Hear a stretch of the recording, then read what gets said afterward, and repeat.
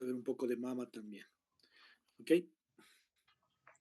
Bueno, como siempre, los métodos que intervienen para el estudio de esta de la patología ginecológica y obstétrica, la radiología, a través del estudio principal que es la histerosalpingografía, ¿ok? El ultrasonido, que es el método más utilizado, más accesible, más económico, ¿no? Y de primera línea que debemos, especialmente las embarazadas. ¿Por qué? Porque no emite radiación ionizante. Y como complemento, el Doppler color, que nos ayuda para la evaluación de los vasos, tanto del recién formado, ¿sí? Del producto, como también de la madre, ¿no? De esa manera podemos evaluar diferentes patologías que conciernen a la patología vascular también. La tomografía computada en estos casos no es la primera línea, no es utilizada de entrada, se la relegado un poco a la segunda, en una segunda línea quizá, especialmente ya para hacer evaluaciones de patología tumoral, ¿sí? Y también la resonancia magnética, ¿ok? Que aparte también puede ser utilizada en casos complejos de anomalías obstétricas o malformaciones congénitas intrauterinas, en las cuales podemos hacer una mejor detalle, tener un mejor detalle de la anatomía del feto. Ok, comencemos con la patología uterina. Ok, dentro del- de la anatomía normal del útero podemos ver que el útero sí tiene una forma, se le dice piriforme, sí, la cual debemos evaluar en dos ejes en ultrasonido, el eje longitudinal, el eje largo y el eje corto o transversal. Entonces ahí podemos ver sus componentes principales, que son el miometrio, ¿sí? Que es el tejido muscular, ¿sí? Mayoritario, y en el centro el endometrio, ¿sí? Que es una capa funcional que varía en su espesor dependiendo de, del tiempo en el cual se encuentre la mujer. Va a ser muy diferente el grosor y las características del endometrio en una niña, en una mujer en edad fértil o en una mujer postmenopáusica. Bueno, ok. Dentro de las anomalías congénitas son múltiples, ¿sí? Siempre van a estar relacionadas también con anomalías del eje reno-uretero-vesical, ¿sí? Y dentro de estas, por ejemplo, se pueden mencionar las hipoplasias o agenesias, los úteros que pueden ser unicorne, didelfo, bicorne, los úteros septados o arcuatus, que son anomalías congénitas y que, bueno, son asintomáticas inicialmente y se los van a descubrir en el momento de que esa paciente esté buscando embarazarse, ¿no? Y sea uno de los hallazgos que están impidiendo que esto se pueda conseguir. El estudio periódico, sí, de la cavidad uterina en trompas se llama histerosalpingografía. ¿En qué consiste? Consiste en, a través de la cavidad vaginal, por una pequeña sonda metálica, nosotros introducimos material de contraste radiopaco, sí que aquí se ve blanco, en el cual podemos ver completamente la cavidad uterina y sus paredes. En un momento posterior vamos a ver cómo ese contraste atraviesa las trompas uterinas, ¿no? A ambos lados, ¿sí? Y este líquido se vierte en la cavidad peritoneal. Posteriormente ese líquido se va a reabsorber y no va a ocasionar ningún tipo de problema, pero la ventaja es que podemos evidenciar claramente la cavidad uterina, ¿no? Y si existe algún tipo de anomalía a ese nivel. Por ejemplo, aquí tengo un útero bicorne, es una anomalía congénita que lo han debido ver en sus clases de embriología, ¿no? Donde se ve una anomalía así, en con una aceptación parcial en el borde superior del útero que divide el útero en dos especies de cavidades, ¿no? Unir el cuerpo y un cuello común. Las trompas están permeables, pero aún este puede condicionar en esta paciente. Ok, dentro de las anomalías tumorales del útero, una de las más comunes con las cuales vamos a lidiar siempre van a ser los miomas, ¿sí? Son muy frecuentes en las mujeres después de años y mucho más después de los 40 años también, ¿sí? Igual pueden condicionar infertilidad o por otro lado, hemorragias constantes y frecuentes, ¿no? Males. Entonces, el paciente va a acudir a su especialista, se le va a solicitar una donde se puede evidenciar que aumento, ¿sí? Del espesor o del grosor del componente miométrico, ¿sí? Del miometrio.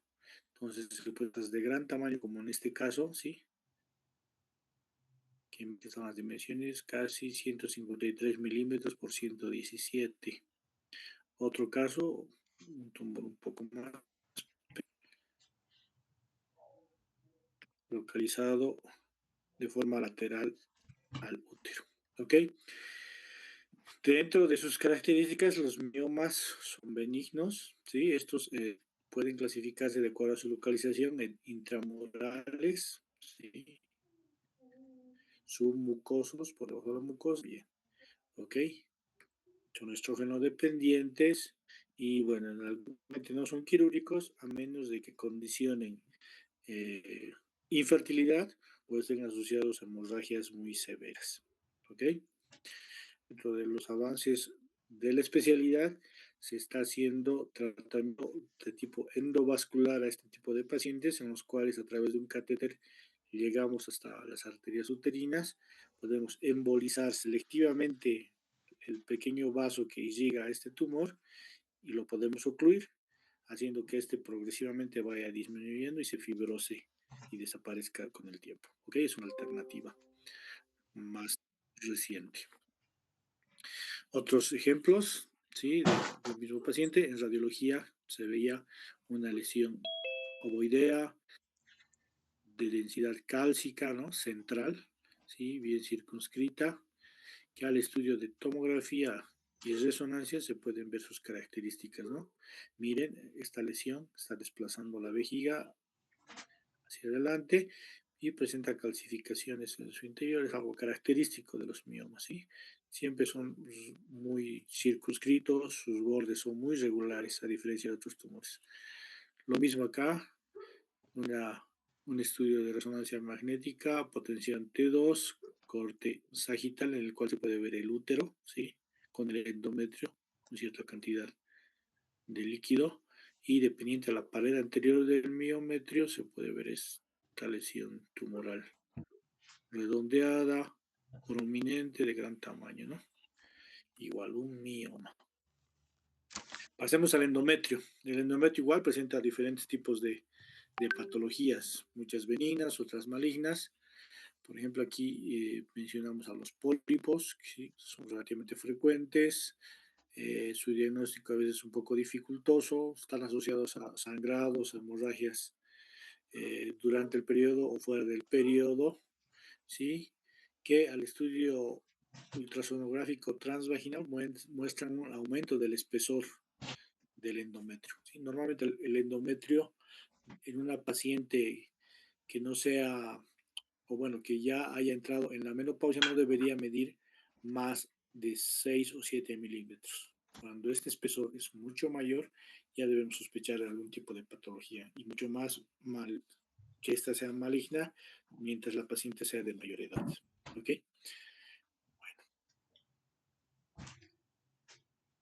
Patología tubovárica, la obstrucción, en este caso bilateral, de las trompas uterinas.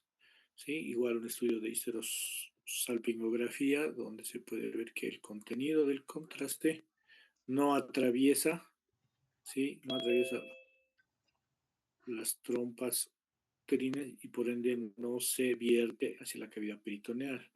¿Sí? Estos casos se pueden presentar asociados a infecciones de transmisión sexual que causan obstrucción de estas trompas y van a condicionar obviamente infertilidad a la larga. ¿Ok? Entonces, una forma de diagnosticar. Las trompas uterinas son segmentos o estructuras muy delgadas, muy finitas, que no se ven normalmente ni con tomografía, resonancia e inclusive ultrasonido. Este es uno de los métodos que nos ayudan a verlos, ¿no? De mejor manera. ¿Ok? Respecto al carcinoma endometrial, hemos dicho el engrosamiento del espesor del endometrio siempre va a hacernos pensar en algún problema neoplásico, especialmente en personas, en señoras ya posmenopáusicas, ¿sí? Y la primera posibilidad del cáncer endometrial siempre debe estar en nuestra mente, ¿no? Entonces, les hago una orientación de lo que se ve aquí. Es un útero igual, en un corte longitudinal, donde se ve el miometrio, ¿sí? De blanco el endometrio, que se ve engrosado. Miren, aquí hay una medición mayor a 6 milímetros, ¿no? E inclusive dentro del endometrio hay una ligera cantidad de líquido, que se ve negro, oscuro, anecogénico, ¿sí? Este engrosamiento puede ser irregular, ¿sí? E inclusive puede causar cierta invasión del miometrio. Entonces, todo eso nos habla de la posibilidad de malignidad de este engrosamiento. Estos pacientes suelen ser sometidos a una biopsia por legrado, donde se puede confirmar la patología, ¿no? Y posteriormente recurrir a un tratamiento ya específico. ¿Ok? El carcinoma de cuello uterino también es una de las patologías más frecuentes en nuestro medio. Esto se da más bien en gente más joven, ¿no? Está relacionado con mujeres generalmente multíparas, ¿sí? De estatus económicos relativamente bajos, ¿sí? En los cuales lamentablemente no han acudido a sus controles periódicos de Papa Nicolau, donde se puede tratar precozmente esta patología. Entonces, ¿qué sucede? Sucede que el carcinoma de cuello uterino avanza progresivamente hasta tomar, ¿no? Las diferentes capas del tejido miometrial circunferencial al cuello uterino, el cual aumenta en su grosor, ¿no? Y muchas veces ya se provoca o se produce una invasión local o estructuras cercanas como la vejiga o el recto por detrás. ¿Ok? El diagnóstico específico para esta patología obviamente es la citología del cuello uterino, el famoso Papa Nicolau, ¿sí? Y bueno, los estudios de imagen van a diagnosticarlo cuando esta enfermedad está avanzada, lamentablemente. Y más que todo lo vamos a utilizar para ver la extensión de la enfermedad, ¿no? Qué tanto se ha extendido, si hay metástasis locales o invasión de otras estructuras. ¿Ok? Tengo aquí otro ejemplo de un cáncer de cuello uterino con invasión local. Aquí podemos ver por delante la vejiga, ¿sí? En una resonancia magnética sagital. Por delante está el cuello uterino y el útero. Entonces vemos un proceso inflamatorio, por eso se ve blanco todo, donde esta lesión, ¿sí? Se ha extendido y vemos que el límite, ¿no? O la diferenciación entre lo que es la parte posterior del útero y el recto no está claramente definido. Se ve un poco, digamos, irregular. Ahí ya nos está hablando de una posible extensión de esta lesión, ¿no? Una invasión del recto, ¿sí? Mismo caso de otro paciente también, ¿sí? Con una masa, ¿sí? Que se encuentra entre la vejiga y el recto, la ampolla rectal, donde existe un aumento del tamaño del cuello uterino. ¿Ok? Y lo que se ve es extensión hacia los ganglios, ¿sí? Hacia los ganglios linfáticos pélvicos, ¿no? La extensión local también de la enfermedad. Ok, patología ovárica. Sí, la patología ovárica también es múltiple dentro dentro de de la imagenología. Y vamos a empezar con los quistes, las lesiones quísticas. Estos pueden ser de diferentes tipos. Los quistes funcionales, que son aquellos que aparecen y desaparecen de acuerdo al ciclo menstrual. Normalmente no llegan a sobrepasar los 20 milímetros de diámetro. ¿Ok? Cuando estos quistes aumentan por lo menos por encima de los 30 milímetros en uno de sus diámetros y persisten en más de un ciclo menstrual, ¿sí? Se la ve constantemente en uno o dos seguimientos que se puede hacer al paciente, ahí hablamos de quistes. Estos quistes pueden ser simples, pueden ser múltiples, ¿sí? Los quistes simples son únicos de paredes delgadas, mientras que las poliquistosis, los ovarios poliquísticos, se caracterizan por ser múltiples, ¿sí? Y condicionan patología de tipo endocrino, ¿ok? Tengo aquí un ejemplo en esta imagen de un quiste, ¿sí? O de un ovario con múltiples quistes en su superficie, ¿sí? De diferente tamaño, obviamente de paredes delgadas, ¿sí? Esto es conocido como un ovario poliquístico. Al otro lado tengo una imagen de un ovario normal, ¿sí? Los ovarios se ven así de esta manera, con venas ovoideas, ¿sí? A los lados del útero, el útero está a la derecha del útero, ¿sí? Sí, que en su superficie presentan pequeños imágenes quísticas, generalmente de menos de 10 milímetros. Siempre suele existir, de acuerdo al día del ciclo menstrual, un pequeño quiste que comienza a crecer y se hace el dominante. Muy bien, entonces la mejor forma de evaluar los ovarios es por la ecografía transvaginal, ¿sí? Eh, en las señoras o en las pacientes en edad fértil son fáciles de identificar.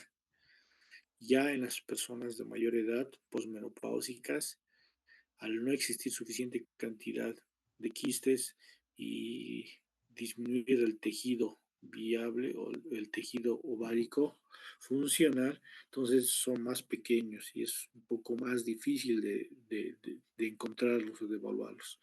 Pero si existe alguna masa a ese nivel, obviamente ya nos permite hacer pensar que puede existir alguna lesión de tipo maligno.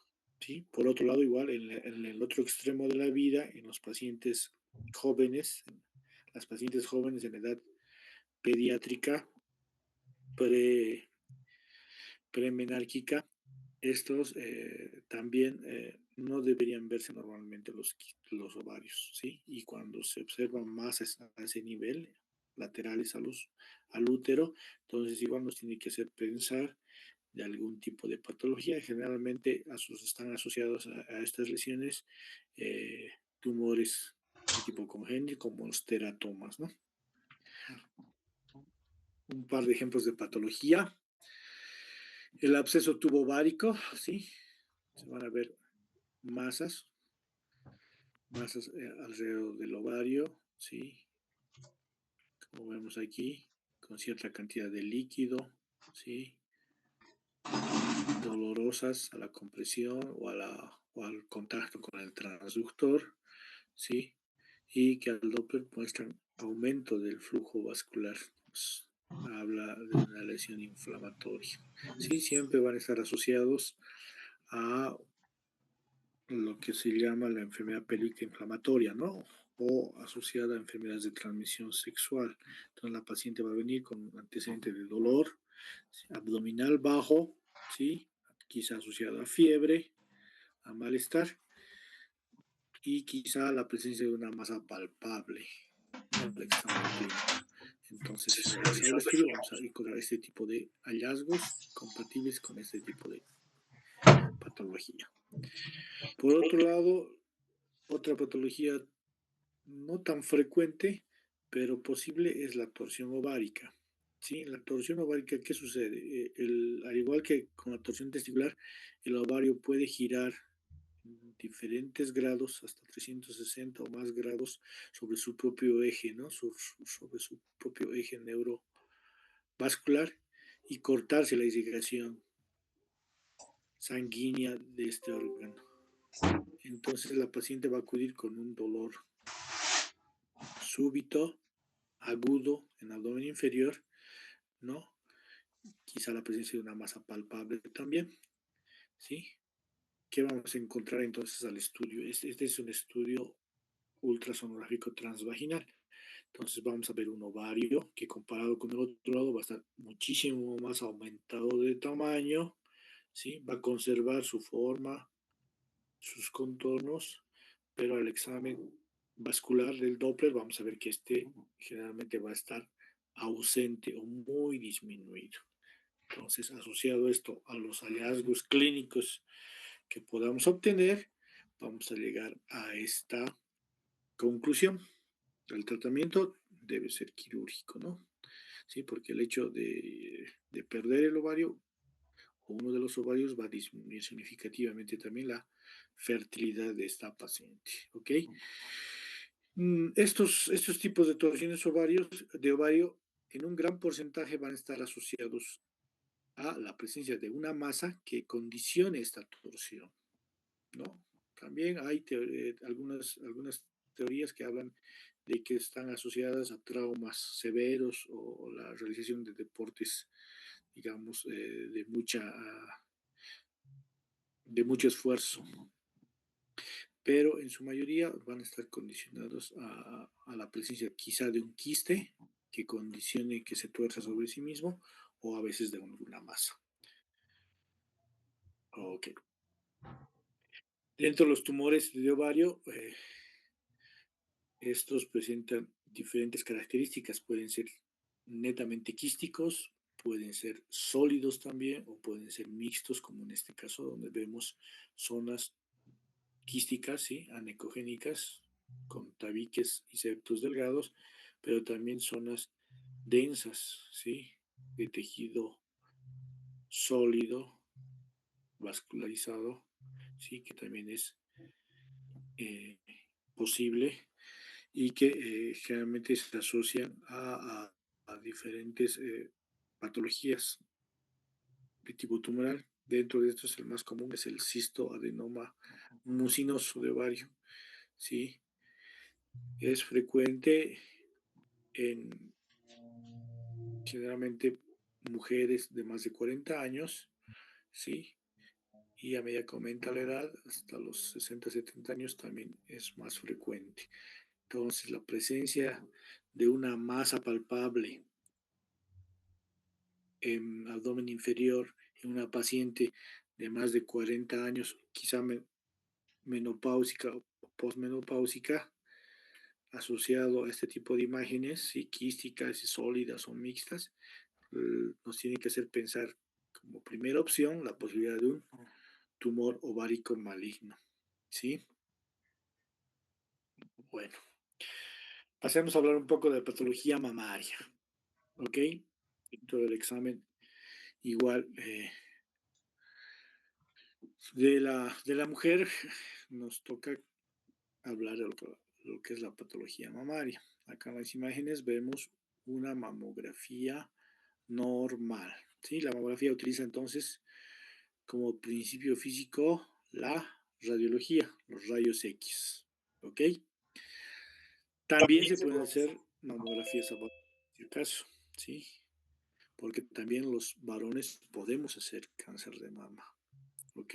Se dice que entre un 2 a 5% de los cánceres de mama en el mundo se pueden dar también en los hombres. ¿Por qué? Porque también tenemos tejido glandular, mejor dicho, obviamente en cantidad reducida, ¿no? Pero donde se podría producir igual o generar un cáncer mamario. ¿Ok? Hay un gran componente genético hereditario sobre el cáncer de mama, ¿sí? Entonces hay pacientes, hay personas que ya pueden iniciar precozmente sus exámenes rutinarios de screening, como le llaman, ¿ok? Cuando hay antecedente de cáncer de mama en la mamá, en la abuela, quizá la tía o hasta en la hermana. Entonces, en esos casos el seguimiento tiene que ser muchísimo más cercano, ¿ok?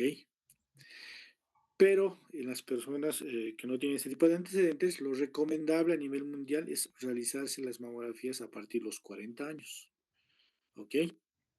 Entonces, un estudio rutinario que se recomienda hacerlo generalmente una vez al año, ¿sí? En ese tipo de personas de más de 40 años, ¿sí? Y obviamente es mucho más relevante hacerlo ante la presencia de alguna masa, alguna lesión retráctil o alteración de la piel que se pueda dar a cualquier edad. Lamentablemente el cáncer de mama no respeta edades. Sí, hemos visto en nuestro hospital pacientes inclusive de hasta 24, 25 años con cáncer de mama sin haber tenido hijos o haber dado de lactar. Bueno, se dice que el dar de lactar o haber tenido hijos también es un factor protector para evitar el cáncer de mama, pero esto también es relativo. ¿Ok?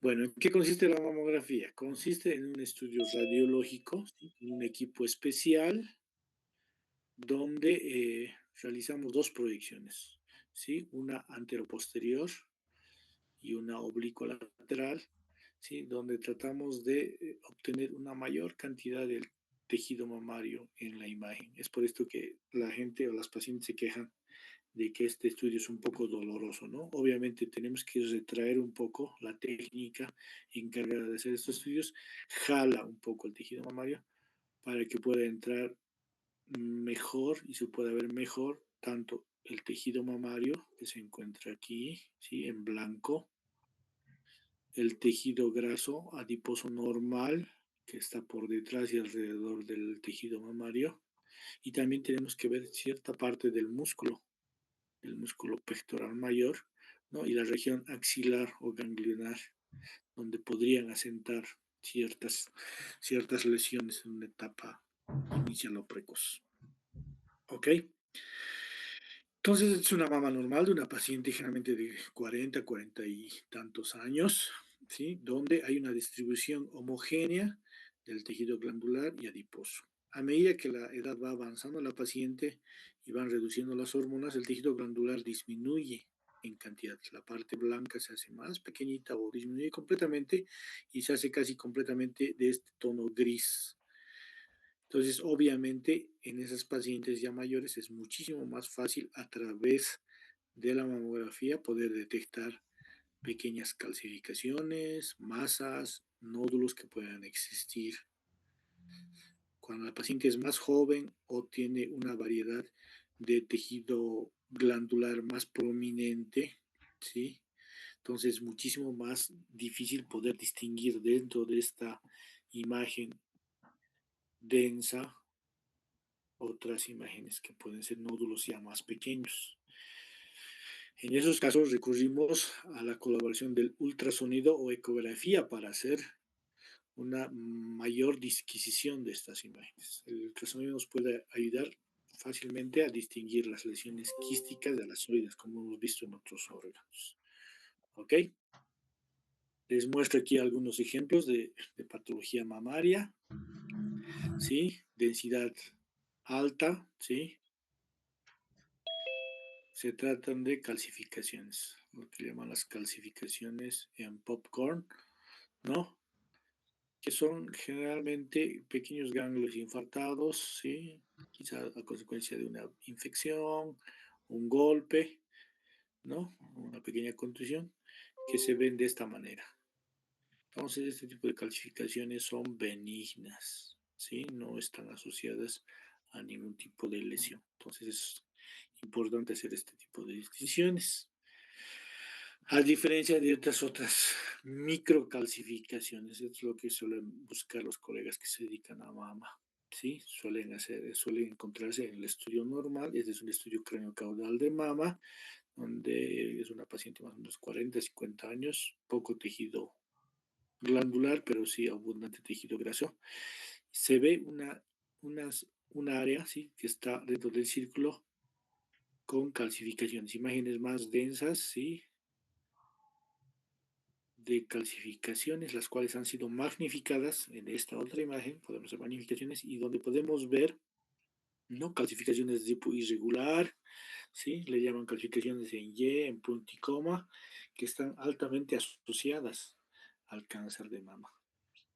Por otro lado, vemos que esta zona se ve un nódulo, que sus contornos, cuyos contornos no son muy bien regulares, muy definidos, se ven más bien como espiculados. Aquí tengo un mejor ejemplo. Miren cómo se ve este nódulo con unas estrías de tipo solar, que le dicen, ¿sí?, irregulares o espiculaciones también.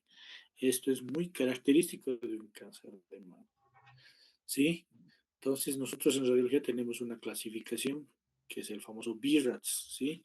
Es una clasificación de los hallazgos radiológicos que se gradúan del 0 al 5, donde el 0 es un estudio incompleto, el 1 es un estudio normal, el 2 es un hallazgo generalmente benigno, el 3 es un hallazgo con una posibilidad de malignidad, el 4 es altamente sospechoso de malignidad y el 5 obviamente ya es confirmatorio, ¿sí? Entonces, de esa manera nosotros clasificamos los hallazgos radiológicos en mama para que el especialista posteriormente, con nuestra ayuda o por sí solo, pueda recurrir a un diagnóstico más preciso a través de una biopsia, ya sea por estereotaxia mamográfica, como una opción que nosotros les damos, o directamente, dependiendo de la magnitud de la lesión, una biopsia directa quirúrgica, ¿no?, donde se haga una extirpación de la lesión.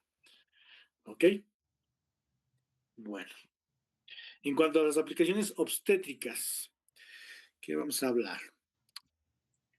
Aquí vemos un fetito en su cavidad uterina, ¿sí?, y su placenta por delante. Entonces nosotros vamos a utilizar la ultrasonografía de manera principal para la evaluación del embarazo, desde el inicio hasta su conclusión, ¿sí?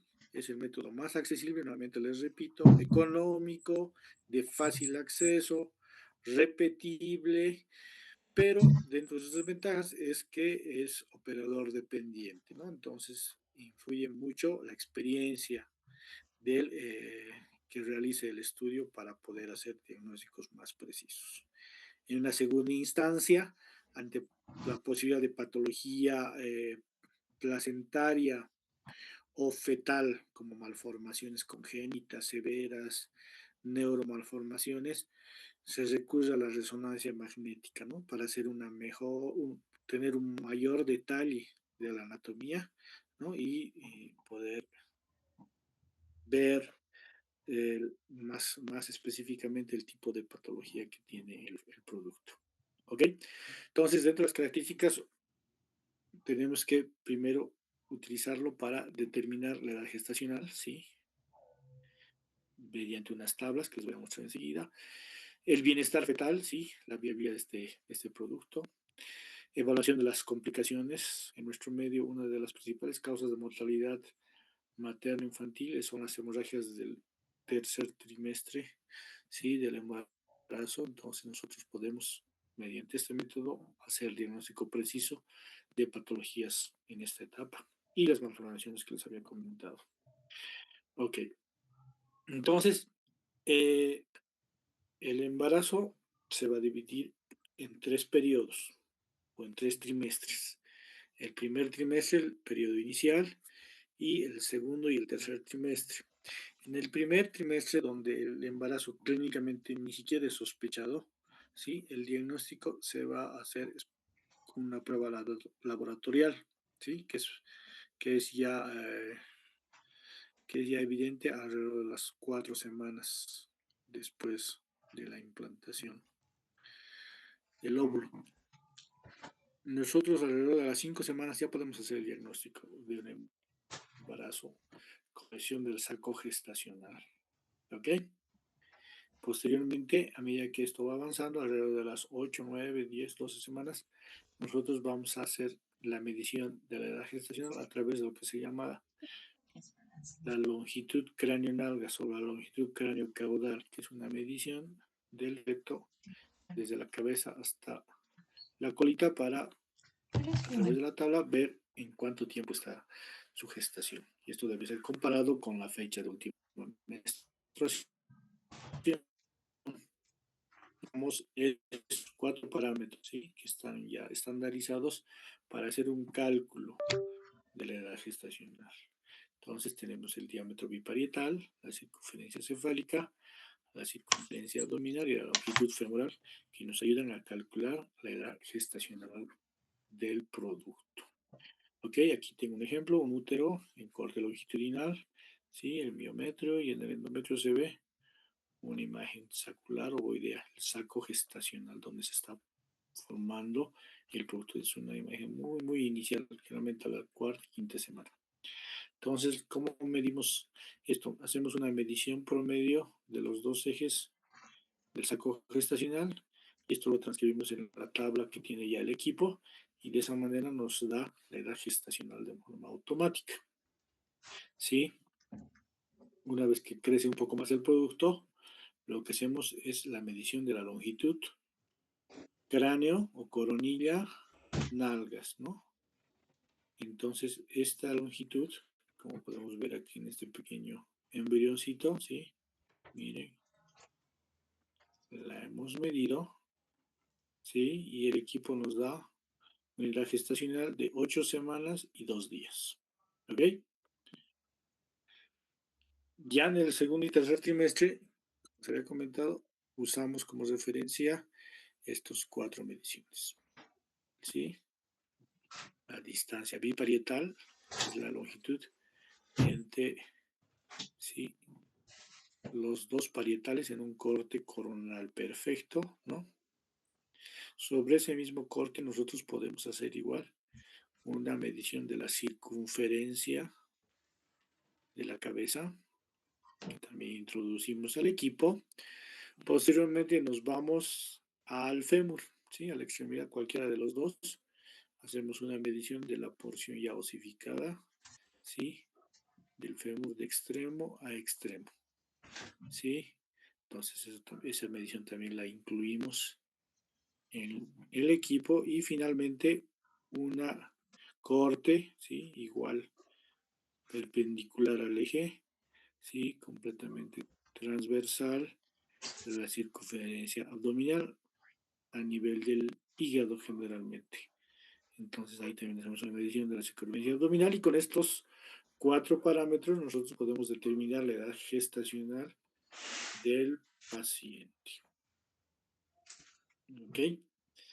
Bueno, dentro de las complicaciones o la valoración que tenemos que hacer, aparte de la edad gestacional, es también ver si existen complicaciones dentro de este embarazo. Una de estas, de las más importantes y una de las causantes, como les había mencionado anteriormente, de hemorragia en el tercer trimestre, es el desprendimiento de la placenta, ¿sí? Aquí tengo la imagen de una placenta normal, ¿sí?, la cual solemos medir en su espesor, y vemos si está adherida normalmente hacia la pared uterina, ¿sí? Esto es líquido amniótico. En este caso, un embarazo del primer trimestre, vemos aquí un embrioncito, su longitud cráneo-caudal, no creo que sean más de 10 semanas. Vemos que ha existido un desprendimiento de la pared de la placenta de la pared del útero, y este espacio está ocupado por un hematoma. El hematoma se ve de esa manera, ¿sí?, como una masa hipocogénica o anecogénica.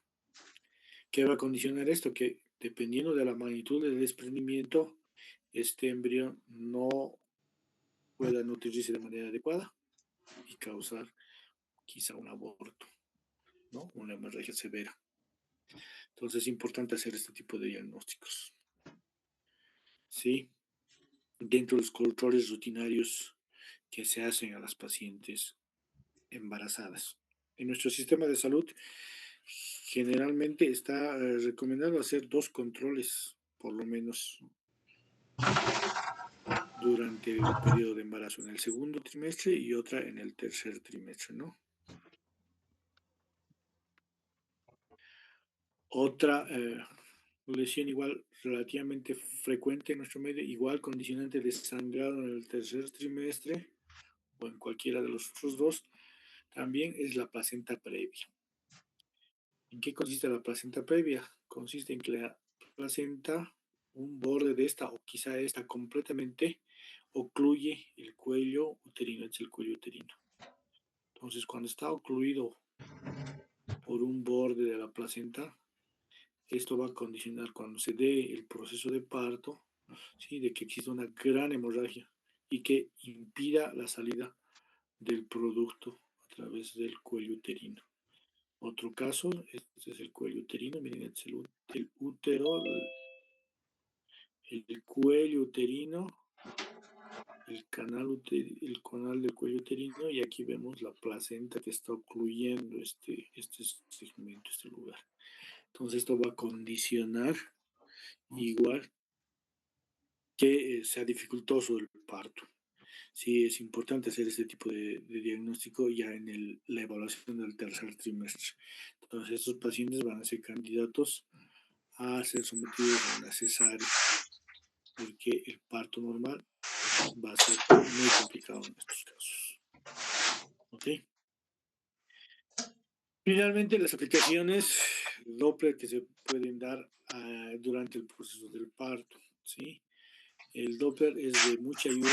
En los últimos 20 años se ha visto su utilidad para la evaluación del flujo sanguíneo tanto en el cordón abdominal, en el cerebro del producto y también en las arterias uterinas para ver si existe una redistribución del flujo en pacientes que sufren de retardo del crecimiento intrauterino.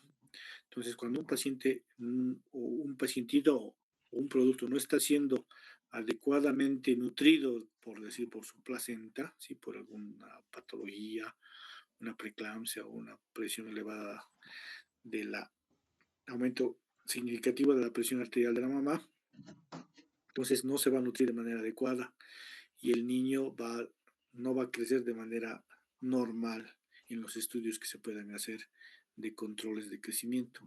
Entonces recurrimos a estudios más avanzados como el Doppler color, donde vamos a ver que hay una alteración en la morfología de las ondas de los vasos de la arteria umbilical, del cerebro y las arterias utilinas, que nos van a hablar de que ese paciente está en retardo del crecimiento uterino.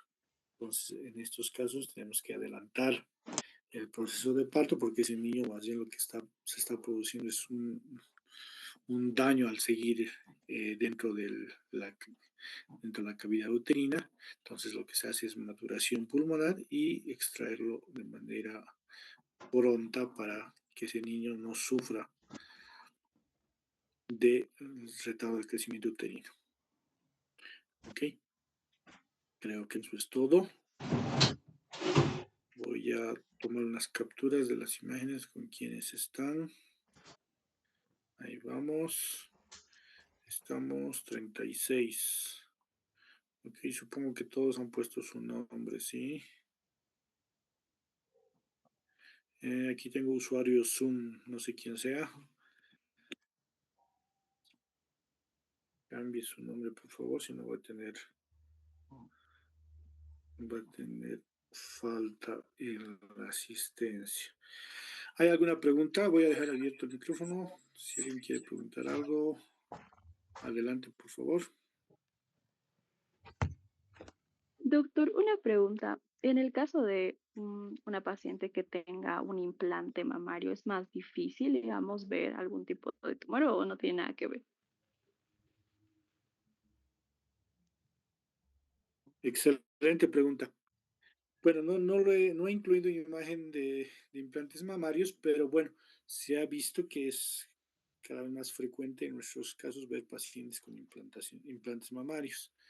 Eh, no está relacionada a la presencia, eso que les quede bien claro, la presencia de implantes mamarios con el aumento de la posibilidad de cáncer de mama. O sea, no condiciona el tener implantes mamarios el tener cáncer de mama.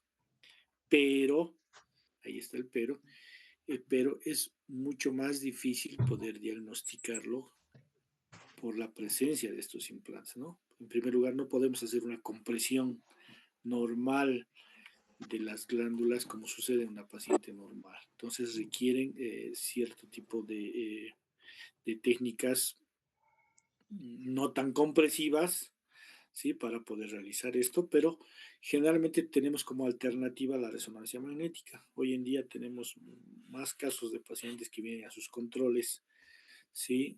Ante la sospecha de cáncer de mama y les hacemos la resonancia magnética. La resonancia magnética es muchísimo más sensible en este tipo de pacientes para el diagnóstico precoz del cáncer de mama. Excelente pregunta, gracias. ¿Alguien más quiere opinar algo? Yo, disculpe, doctor, una pregunta. Tenía la duda sobre cómo diferenciar específicamente en radiografía de mama, de los nódulos y las calcificaciones en general. Muy bien. Las calcificaciones se van a ver muy bien con mamografía, ¿no? Entonces, ahí vamos a distinguir en los controles posteriores si esas calcificaciones aumentan de tamaño o no y sus características. ¿Ok? Y hemos dicho que las calcificaciones gruesas, grandes, redondeadas, en forma de pipoca, son normales. No hay que preocuparse. Las que nos preocupan son las calcificaciones pequeñitas, las microcalcificaciones, y esas las vemos con la mamografía muchísimo mejor. Por otro lado, en personas jóvenes, ¿sí? En personas jóvenes, los famosos bultitos que suelen aparecer en las mamas deben ser evaluados con ecografía. La ecografía es el mejor método para poder evaluar estos. Vamos a ver si son quistes, ¿sí? O si son masas. Generalmente las masas están asociadas a enfermedades de tipo hormonal, como los quistes eh, que están asociados a enfermedades poliquísticas generalmente. Entonces, los quistes se ven mucho mejor con ultrasonido y las calcificaciones con la mamografía. Está bien, doctor, gracias. ¿Alguien más que quiere compartir alguna experiencia, alguna duda? Ahora es el momento, especialmente las chicas que seguramente deben tener algunas dudas, curiosidades, ¿no? Tienen sus mamás, les recomiendo hablar con ellas, que se hagan este tipo de controles. Aquellos que tengan antecedentes de cáncer de mama en tías, en abuelas, entonces es importante también hacer un seguimiento un poco más estricto, podríamos decir, ¿sí? Doctor, yo tengo una pregunta. Adelante. Doctor, usted ha mencionado que, o sea, no es 100% seguro, pero es como que algo bueno que las mamás, o sea, que las mujeres hayan sido mamás y dado de lactar para que no, o sea, no sean, ¿cómo decirlo? O sea, que no desarrollen o sea, es el cáncer de mama. Lo que nos mostró, o sea, no entiendo por qué. Sí, Sofía, se ha visto eso. Se ha visto que el cáncer de mama es menos frecuente, o por el contrario, es más frecuente en mujeres que no han dado de lactar.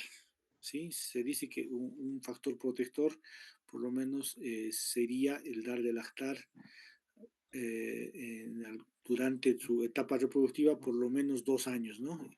2 años a un niño o digamos un año a un niño y otro año a otro niño, ¿no? Haciendo, digamos, una comparación, es un factor protector para el cáncer de mama en las mujeres. Entonces, ¿por qué? Porque se ha visto que es mucho más frecuente en mujeres que no han dado de lactar.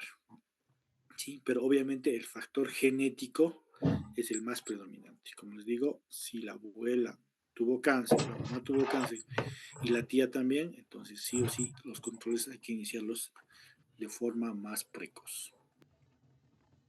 ¿Alguien Muchas más? gracias, doctor. No, de nada.